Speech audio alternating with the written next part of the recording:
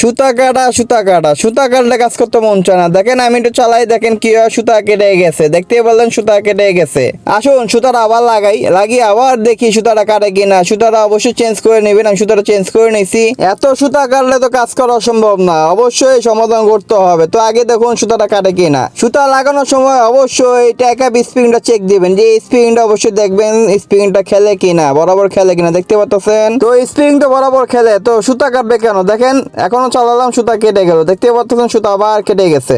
একটু জায়গার মধ্যে দুইবার সুতা কেটে গেছে, এবং কি 1 ইঞ্চি করে সেলাই করতে পারলাম না। 1 ইঞ্চি করে সেলাইয়ের মধ্যে সুতা কেটে গেছে। দেখেন নিচে সেলাই কিন্তু ঠিক আছে। বারবার সুতা লাগিয়ে তো কাজ করা সম্ভব না। একটু জায়গার মধ্যে যদি 100 বার সুতা কাটে, 100 বার কি সুতা লাগানো সম্ভব না। তো প্রথমে কি করব, সুইটা চেঞ্জ করব। অবশ্যই সুইটা চেঞ্জ করে দেখবেন সুতাটা কাটা বন্ধ হয় কিনা। তাই আমি সুইটা চেঞ্জ করব। সুই কিন্তু ঠিক আছে, তারপর আমি সুইটা চেঞ্জ করে দেখবো। অনেক সময় সুইয়ের কারণে কিন্তু সুতা কাটে। তো আমি এখন নতুন একটা সুই নিব। তো এই সুইটা আমি চেঞ্জ করে নতুন একটা সুই নিতে। দেখেন নতুন একটা সুই অবশ্যই ভালো দেখে লাগাবেন, চেক করে সুই ঠিক আছে কিনা। অবশ্যই সুইয়ের মাথাটা চেক করবেন, নিডলের যে মাথাটা চেক করবেন, নিডলের মাথাটা কোনো ধার আছে কিনা। অবশ্যই লাগানোর সময় চেক করে লাগাবেন। নিডল লাগানো হয়ে গেছে, এবং কি সুতোটা লাগিয়ে আমি টেনশনে যে ট্যাকআপ স্প্রিংটা আমি চেক দিয়ে দেখতেছি ঠিক মতো কাজ করে কিনা। এইভাবে চেক করে নেবেন। টেনশনে যে ট্যাকআপ স্প্রিংটা আছে সুন্দর মতো খেলে কিনা, এইভাবে খেলে কিনা অবশ্যই চেক দিয়ে নেবেন, নাহলে আপনার কিন্তু সুতা কাটা বন্ধ হবে না। মেশিনটা আমি একটু স্লো স্পিডে চালিয়ে দেখলাম সুতা কাটে না, এবং কি ছিল ঠিক আছে। তো আমি এখন একটু জোরে চালাবো, জোরে চালিয়ে দেখবো সুতা কাটে কিনা। আপনারা একটু খেয়াল করেন সুতাটা কাটে কিনা। আমি এখন জোরে স্পিডে চালাবো। দেখেন জোরে স্পিডে চালালাম, চালানোর সাথে সাথে কিন্তু সুতাটা আবার কেটে গেছে। নিডল কিন্তু নতুন লাগানো হয়েছে, তারপরে কিন্তু সুতা কাটা বন্ধ হলো না। দেখতেই পারতেছেন সুতা কিন্তু আবার কেটে গেছে। তাহলে এখন কি করবেন? এখন কি সুতা কাটা কি বন্ধ হবে না? বন্ধ হবে। এখন সেকেন্ড স্টেপে আমরা যে জিনিসটা চেক দিব সেটা হলো নিডল প্লেট এবং কি শ্যাটেল। নিডল প্লেট এবং কি শ্যাটেল চেক দিতে হলে প্রথমে আপনার প্রেসার ফিটটা খুলে নিতে হবে। তো অলরেডি আমি প্রেসার ফিটটা লুজ করে নিলাম, লুজ করে প্রেসার ফিটটা বের করে নিলাম। এখন নিডল প্লেটটা খুলবো। নিডল প্লেটটা খুলতে হলে আপনার দুটো স্ক্রু আছে, দুটো স্ক্রু খুলে নিতে হবে ফার্স্টে। তো আমার স্ক্রু খোলা হয়ে গেছে, এবং কি নিডল প্লেটটা আমি বের করে নিলাম। বের করার পরে আমি এখন নিডল প্লেটটা চেক দেবো, নিডল প্লেটটা কি সমস্যা আছে কিনা। আপনারাও দেখুন নিডল প্লেটটার মধ্যে কি সমস্যা হতে পারে বা কি কারণে সুতা কাটতে পারে। দেখুন একটু ভালো মতো ফলো করুন, একটু ক্লিয়ার ভাবে দেখুন। দেখুন ওই যে দেখা যায়, কি দেখা যায়, নিডল প্লেটের ছিদ্র দেখা যায়। দেখতে পাচ্ছেন নিডল প্লেটের ছিদ্রটা খারাপ হয়ে গেছে। সামনের সাইড দিয়ে ভালো মতো বোঝা যায় না, তো আমি প্লেটটা উল্টিয়ে নিলাম। উল্টানোর পর এখন দেখেন এখন কিন্তু স্পষ্ট বোঝা যায়। দেখতে পাচ্ছেন নিডল প্লেটের যে ছিদ্রটা কিন্তু খারাপ হয়ে গেছে, ধার হয়ে গেছে। এখন হয়তো অনেকেই বলবেন যে এটা তো শীষ পেপার দিয়ে সুন্দর মতো ঘষে এটাকে সুন্দর মতো সমাধান করা যায়। হ্যাঁ, আপনার চাইলে আপনিও পারবেন এটা শীষ পেপার দিয়ে ঘষে এটা সমাধান করতে। যদি আপনি মোটা কোনো কাজ করেন, যদি প্যান্টে কোনো কাজ করেন, তাহলে এটা ঘষে সমাধান করতে পারেন। নিডল প্লেটটা আপাতত সাইড করে রেখে দিলাম। এখন চেক করবো যে শ্যাটেলটা বা হুকের টাইমিং ঠিক আছে কিনা, বরাবর আছে কিনা। আসুন এক নজর দেখে নিই হুক টাইমিংটা বা শ্যাটেল টাইমিংটা কিভাবে চেক দিবেন। আঙ্গুল দিয়ে নিডলের মাথার মধ্যে একটু ধাক্কা দিয়ে দেখবেন যে শ্যাটেলে এবং কি নিডলের মাঝখানে কোনো জায়গা বা গ্যাপ আছে কিনা, বা নিডলের সাথে কোনো শ্যাটেল ঘষা খায় কিনা। শ্যাটেল টাইমিং কিন্তু বরাবর আছে, যে টাইমিং আছে টাইমিংয়ে কিন্তু সুতা কাটার কথা না। এবং কি আপনি শ্যাটেলের যে মাথাটা আছে বসে চেক দিবেন শ্যাটেলের মাথা কোনো ধার হয়ে গেছে কিনা। শ্যাটেলটা চেক করে দেখলাম শ্যাটেল টাইমিং ঠিক আছে, শ্যাটেলের সাথে নিডলের কোনো টাচ বা কোনো গ্যাপ নাই, এবং কি শ্যাটেলের মাথা কোনো ধারও নাই।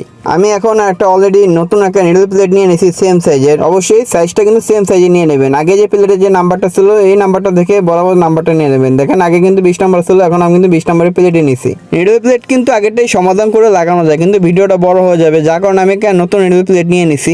দেখুন নতুন প্লেটের যে ছিদ্রটা এবং পুরাতন নিডল প্লেটের ছিদ্র কিন্তু সেম না। দেখতে পাচ্ছেন সেম না, কিন্তু পুরাতন নিডল প্লেটের যে ছিদ্রটা দেখতে পাচ্ছেন পুরো খারাপ হয়ে গেছে, ধার হয়ে গেছে। আর নতুনটা দেখতে পাচ্ছেন কত সুন্দর ক্লিয়ার দেখা যায়। প্লেটটা আমি এখন লাগাবো, লাগিয়ে তারপর চেক করবো নিডলের ছিদ্রটা। দেখেন নিডলের ছিদ্রটা এইভাবে চেক দিবেন মাঝখানে মিডল পজিশন আছে কিনা। পাশাপিটা আবার লাগাবো, লাগিয়ে সুতাটা আবার লাগাবো। সুতাটা লাগিয়ে সুতাটা চেক দিব টেনশনে যে ট্যাকআপ স্প্রিংটা ঠিকমতো কাজ করে কিনা। দেখেন এইভাবে স্প্রিংটা ভালো মতো আমি নাড়াচাড়া করে দেখলাম যে স্প্রিংটা ঠিকমতো কাজ করে কিনা। তো এখন আমি কাপড় রেডি সেলাই করে আবার দেখবো সুতা এখন কাটে কিনা। একটু দেখুন খেয়াল করুন, সুতা কিন্তু আবার কেটে গেছে। দেখতে বললেন সুতাটা কিন্তু আবার কেটে গেছে। তো সুতাটা এখন কাটার কারণটা কি? দেখুন সুতাটা কিন্তু আবার আগের মতনই কাটছে। 1 ইঞ্চি মতো সেলাই করছি, সুতাটা কিন্তু আগের মতনই 1 ইঞ্চি সেলাই পরে সুতাটা কেটে গেছে। নিডল প্লেটটা কিন্তু খারাপ আসছিল, নতুন লাগাইছি, এবং কি শ্যাডেলটাও চেক দিয়েছি, শ্যাডেলটা ঠিক আছে। তারপরেও কেন সুতাটা কাটবে? সুতাটা কাটার কারণটা কি? একটা জিনিস ভালো মতো খেয়াল করুন যে টেনশনে যে ট্যাকআপ স্প্রিং এর কথাটা আমি বারবার বলতেছিলাম ভিডিওর মধ্যে, বারবার বলছিলাম ট্যাকআপ স্প্রিং।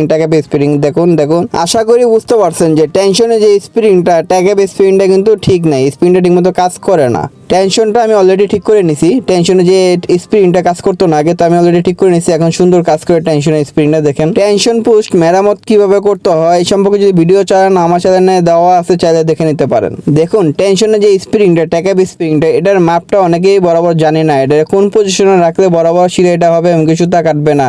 যে স্ক্রুড্রাইভারের মাপটা দেখতে পাচ্ছেন, যে মাপটা, যে মাঝখানে যে স্ক্রুড্রাইভার যে মাপটা থাকবে টেনশন স্প্রিং থেকে এবং গাইডের যে মাঝখানে যে মাপটা, গ্যাপটা, এই গ্যাপটা থাকবে আর কি।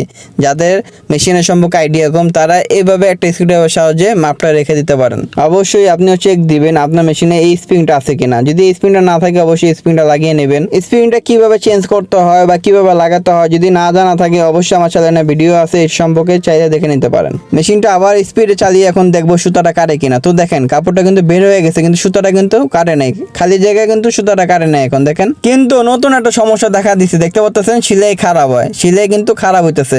তো এটা সমস্যা না, সিলাইটা খারাপ হওয়ার কারণ সুতাটা টাইট নাই, সুতাটা একটু লুজ আছে। তো সুতাটা আমি টাইট করে নিলাম, টাইট করে আমি আবার চালাবো, চালিয়ে দেখবো সিলাই কি এখন খারাপ হয় কিনা বা সিলাইটা আগের মতো সমস্যা হয় কিনা। এখন কিন্তু সুতা কিন্তু কাটে না, সুতা কাটা কিন্তু বন্ধ হয়ে গেছে। দেখেন সুতা কিন্তু টাইট দিছি, তারপরে কিন্তু সুতা কাটে না। সুতা টাইট দিছি, টাইট দিয়ে আমি এখন আবার দেখবো সিলাইটা খারাপ হয় কিনা। তো দেখেন সিলাই কিন্তু এখন খারাপ হয় না, দেখতে পাচ্ছেন সিলাই কিন্তু এখন বরাবর আছে। দেখুন দেখুন এখন কিন্তু খালি জায়গাও কিন্তু সুতা কাটা নাই। আর আগে কিন্তু আমি মেশিন চালাতেই পারি না, 1 ইঞ্চি চালালে সুতা কেটে গেছে, 1 ইঞ্চি চালালে কিন্তু সুতা কেটে গেছে। আমি কাপড়ও চেঞ্জ করলাম, চেঞ্জ করে আমি এখন দেখবো সুতা কাটে কিনা। তো দেখেন এই কাপড়ে কিন্তু চালাইলাম সুতা কাটা নাই, আগে কাপড়ও চালাইলাম সুতা কাটা নাই, এবং কি এই কাপড়ে চালালাম সুতা কাটা নাই, এবং কি সিলাই দেখেন কত সুন্দর দেখা যায়, দেখতে পাচ্ছেন। তো দেখতেই পারলেন সুতা কাটলে কি কি জিনিস চেক করতে হবে বা কিভাবে সমাধান করতে হবে। যদি ভিডিওটা ভালো লাগে থাকে অবশ্যই একটা লাইক দিয়ে যাবেন এবং আপনার মতামত জানিয়ে যাবেন আপনার কি সম্পর্কে ভিডিও চাই। আর অবশ্যই চ্যানেলটা সাবস্ক্রাইব করতে ভুলবেন না। আসসালামু আলাইকুম।